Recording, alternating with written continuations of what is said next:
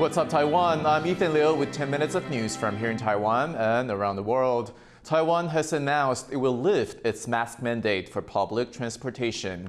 From April 17th, passengers on Taiwan's high-speed rail, metro lines, and buses will no longer have to wear a mask, but people must still mask up in medical facilities and ambulances. They can only remove masks when eating, drinking, taking photos, or being checked by medical staff.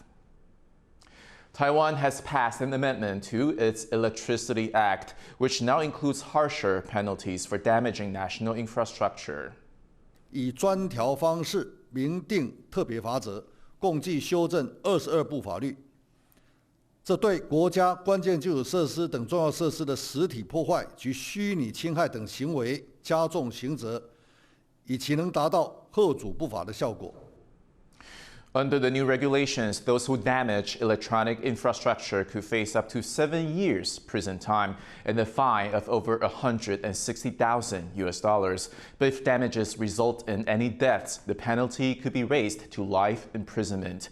The amendment comes after commercial boats operating close to the Mazu Islands cut undersea internet cables in February. It is not clear if the damage was accidental. The updated law will also cover other infrastructure such as airports and public transportation. 9 people are facing charges for hunting and killing Formosan black bears in southern Taiwan.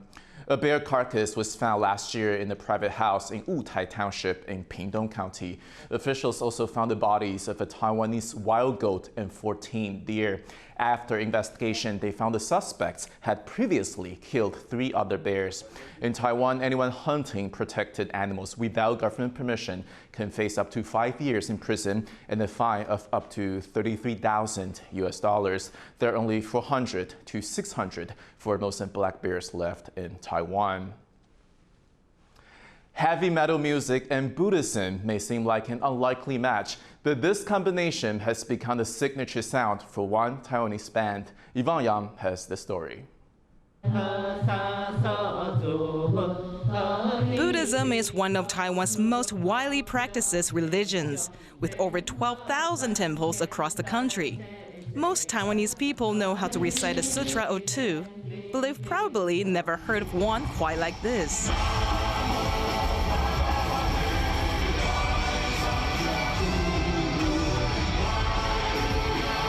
This is Dharma. It was formed in 2018 by drummer and band leader Jack Dong. He's a devout Buddhist and has been a part of Taiwan's metal music scene for decades. 之前以前有陶 record 在台湾那时候还有的时候，那我买了一张很奇怪的 CD， 我以为它放在 New Age， 然后我找了一个 CD， 它是藏传佛教的音乐，那它就是用那种狮子吼的方式，对，我想哇，这是 metal 啊。 Those albums inspired him to create this band. 大概2018年的时候，然后我找了我另外一个团，也是我的好朋友，也是我们现在的团员叫 Andy。然后他开始，我就跟他有这想法，我们就开始写出了第一首《七佛灭罪真言》，后来开始了这个旅程。The band's frontman is Joe Henley, a Canadian writer based in Taiwan. He's a Christian by birth and now sings Buddhist sutras. What made him join the band? I actually converted to Buddhism after I joined the band. I studied Buddhism just kind of on my own before. Just kind of curious about it after moving to Taiwan. And then prior to that, I was, partying a lot. Just kind of driving myself nuts with work and having kind of a rough lifestyle. And the band came along, and it's almost like the universe was telling me something like, hey, buddy, this thing you're looking for, this is it. Dharma performs Buddhist sutras, but there's certainly no monks. So how do they make their music authentic? They turn to Buddhist masters to teach them the correct way to perform the sutras. And they even invited one to join the group, Master Melbourne.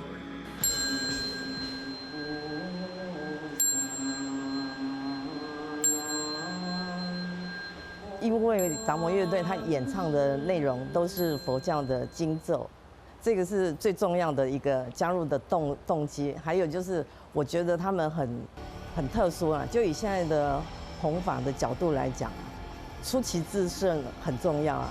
因为你要在同中求异啊，那我就看到哇，这个是佛教团体没有人做过的。Dharma performed at this year's Megaport Festival, their second time at the event. Hanley says the turnout for their last show was already impressive, but the expectations are even higher this time around. They bumped us up to the Kaohsiung Music Center this year, so potentially, could have a few thousand people coming to watch us. So that's both awesome and terrifying.